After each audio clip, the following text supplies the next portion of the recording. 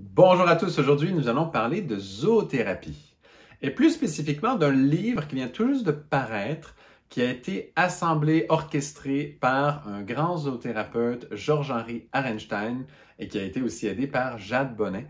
Donc c'est un travail qui a été fait au Québec, au Canada, extrêmement intéressant. Donc Georges-Henri Arenstein lui est d'origine belge, mais travaille au Canada depuis un bon petit bout de temps.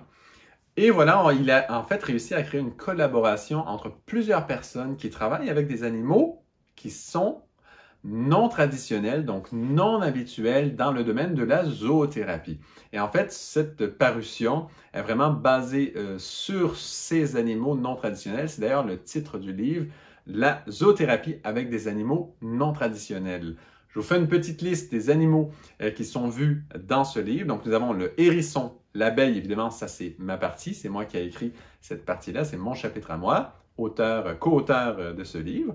Ensuite, l'alpaga, le dauphin, le dromadaire, le faucon, la poule, la tortue et en conclusion, on a une petite partie sur le chien qui est lui beaucoup plus traditionnel dans le domaine.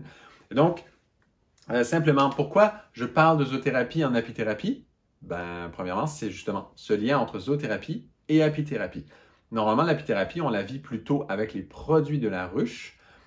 Donc, bien sûr, propolis, pollen, miel, c'est ce qu'on entend habituellement par l'apithérapie. Mais il y a un aspect de l'apithérapie qui est aussi simplement le contact avec les abeilles et qui a vraiment un côté thérapeutique qui peut être fort intéressant. On sait que c'est utilisé entre autres dans certaines prisons. Ils vont mettre les prisonniers en contact avec des ruches. Ils vont devenir apiculteurs plus ou moins approfondis, là, mais ils vont vraiment être en contact avec les abeilles parce que ça les amène à avoir accès à un certain calme. On le sait, les abeilles, c'est quand même puissant. Une ruche, c'est quelque chose. Une ruche très, très puissante, très forte, peut avoir bien plus de 50 000 abeilles simplement dans une seule ruche. Et vous le savez qu'une abeille peut nous piquer.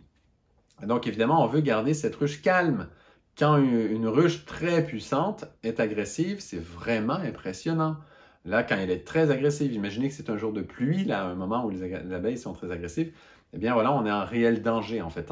Et donc, on veut garder ces abeilles calmes et ça amène, ça va bien créer de l'intérieur une attitude qui vient vraiment nous calmer, nous amener dans un endroit très zen. Bon, et donc, c'est utilisé ainsi par certaines prisons avec grand succès. C'est extrêmement intéressant. Donc, ça, c'est un des aspects de cette zoothérapie des abeilles qui fait partie de l'apithérapie en fait, parce que c'est un aspect thérapeutique des abeilles. Api veut dire abeille, thérapie, c'est la thérapie. Et donc voilà, pour moi, c'est vraiment relié et connecté. Donc j'ai écrit dans ce livre vraiment un chapitre complet sur cet aspect de la relation entre l'être humain et les abeilles. C'est vraiment fascinant. Pas de spoiler alert, là, je ne vais pas révéler les grands secrets de ce livre. Vraiment, je vous laisse simplement vous informer, acheter le livre si vraiment vous le souhaitez. Le plus simple, il y a bien sûr en contactant Georges-Henri Arenstein, mais sinon aussi sur mon site web, il est disponible, le livre évidemment. Je vous mets le lien là en ce moment même, mais il est aussi dans la description bien évidemment. Voilà, donc pour que vous aurez accès du coup à ce chapitre sur les abeilles. Donc si vous regardez cette vidéo en général, vous aimez bien l'apithérapie ou mon travail, dépendamment, ou les deux, évidemment, ce qui est encore mieux. Mais si vous aimez même la relation avec d'autres animaux, ben vous verrez, il y a plein de détails sur ces animaux vraiment où en général, on n'imagine pas la relation entre les humains et ces animaux. Donc c'est fascinant comme livre, ça ouvre vraiment des horizons. C'est captivant honnêtement. Les horizons que ça ouvre parce qu'on se rend compte que nous avons des relations avec plusieurs animaux différemment. Et donc, en ayant accès à ces animaux qui sont justement non traditionnels, moins habituels, ça nous ouvre plein de points de vue un peu nouveaux, différents de nos relations avec le vivant, à quel point c'est thérapeutique, à quel point nos échanges avec les autres êtres vivants, en réalité, nous façonnent, transforment notre tempérament, transforment vraiment qui nous sommes. Et voilà, c'est vraiment un livre absolument captivant. Moi, je vous le suggère chaleureusement. C'est une superbe collaboration des personnes qui viennent de toutes sortes d'horizons différents, qui ont eu leurs expériences dans des pays différents.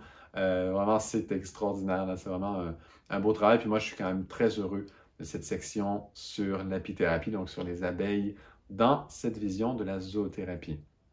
Voilà. Donc, simplement, le lien est là. Si vous avez des questions sur le sujet, évidemment, posez-les dans les commentaires. Mais sinon, je vous invite honnêtement à vous, voilà, à vous approprier le livre afin de pouvoir en savoir plus. Puis, bien sûr, mais faites partager, hein, parce que c'est un livre, c'est tout gentil, hein, c'est des éditions de l'Apothéose, et donc il n'y a pas de grande distribution. Là, ce sera un livre très difficile à trouver autrement que par vidéo comme ça, ou dans des expositions du livre, peut-être là aussi ça va être disponible. Mais franchement, on ne le trouvera pas partout, ce livre. C'est un livre un peu spécial. Et donc, si vous connaissez des gens qui aiment déjà la zoothérapie, il y en a beaucoup qui font, par exemple, la zoothérapie avec les chevaux.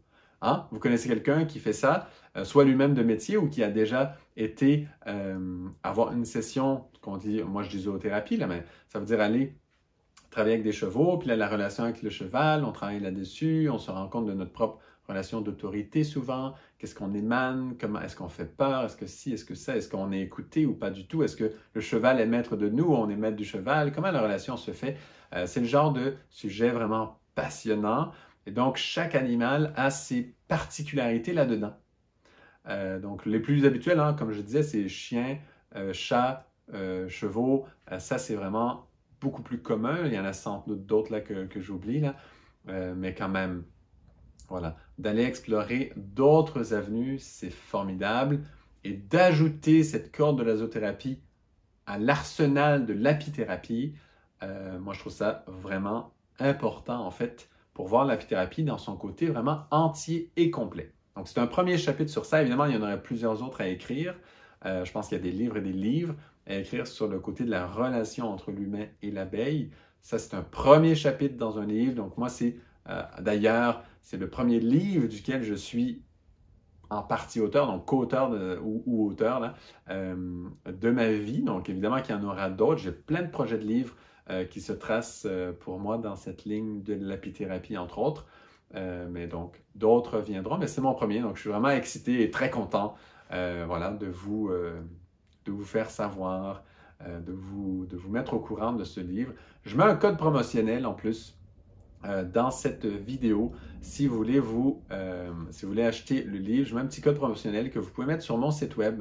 Si vous l'achetez là, ça vous donne un petit rabais quand même, soit pour la poste ou autre, là, simplement pour optimiser un petit peu votre accès à ce livre, à cette information. Comme c'est mon premier, je suis quand même très content et fier. Donc voilà, je vous l'annonce. Donc merci à tous pour votre écoute et j'espère que cet aspect-là de l'apithérapie, duquel on ne parle vraiment pas souvent, vous ne trouverez pas beaucoup d'informations là-dessus, mais là, ça y est, il y en a au moins un petit peu. Et voilà, un bel accès à ça. Donc merci à vous et à une prochaine pour une autre vidéo d'apithérapie.